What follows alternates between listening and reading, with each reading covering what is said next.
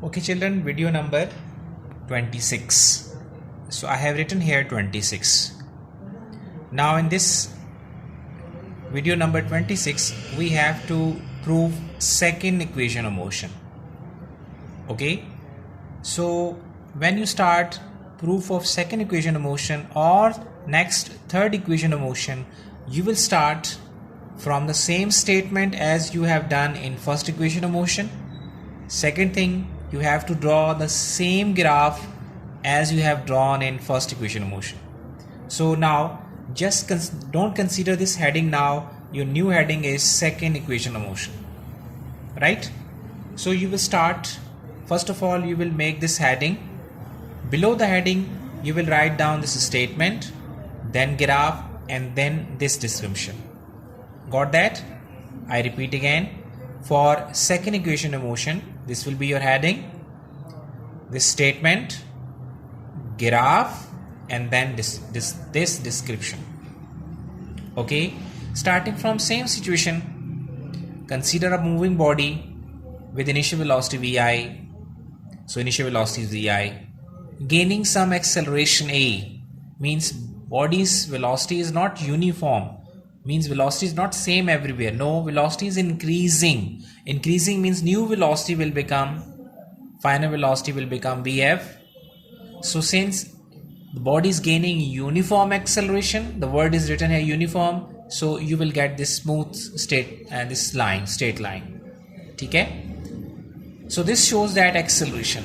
If this straight line having high inclination like this one in the direction of this pen, high, greater angle, then acceleration will be greater, right? And if this inclination means this angle is lower, smaller, then acceleration will be smaller. Okay, so now after some time t, when time passes, you can see in graph, then final velocity will become vf. So after writing this statement graphically, we have shown next one, the time to prove second equation of motion. In the first equation you have taken the slope of this AB, but now we are not going to find the slope of this AB. Now this time we are finding the area under AB, area under this AB. So under this AB we have a triangle as well as a rectangle. So if we find the area of triangle plus area of rectangle, so can I say now total area under AB will be the sum of these two areas.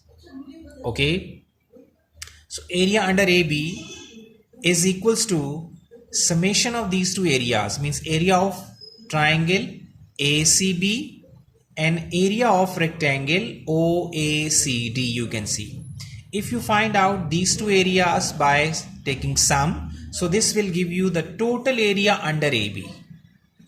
Okay, so when you find slope of AB, that gives you acceleration, but if you find the area under AB, so it means that will give you the distance, right? Now area of any triangle can be calculated by this formula. You know, you have done in your class 8, half base into altitude plus area of rectangle. We know that area of rectangle can be calculated by multiplying length by width. Okay, half as it is, base. Now see in this figure, in this triangle, can I see base is AC and this is your altitude BC plus length into width. Length of this rectangle is OD, width is OA, right? So half AC, you see AC, can I say AC same as OD? That's why we have replaced AC by OD. Multiply by this BC. As you have done in the previous video number 25, you see this BC can be represented as BD minus CD. So BD minus CD, plus sign as it is, OD into OA as it is. Now you have values for all these expressions. Okay, OD basically represents time, BD minus CD, BD Can I say BD is your final velocity? CD is CD. Can I say same as OA, and this is your initial velocity VI? So initial velocity VI plus OD means time, OA means initial velocity, right? So half as it is, time as it is, this value VF minus VI is replaced by AT. Why? I will tell you. VIT, this T into VI can be written as VIT. Now why I have replaced this value by AT? Now move towards next previous calculation. If I remove this page, you can see, if you see while you were proving this first equation of motion, you can see that VF minus VI is taken as AT. Okay, keep this in mind. Now we are going to replace, see here, this VF minus VI is now replaced by AT according to previous video.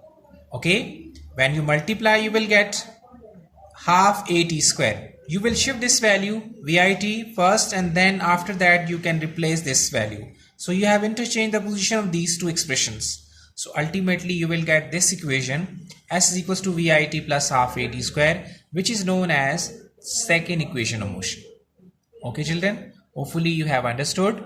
So if you face any problem, so watch again and again. Every time in every video I repeat these statements. Okay? Okay, thank you very much.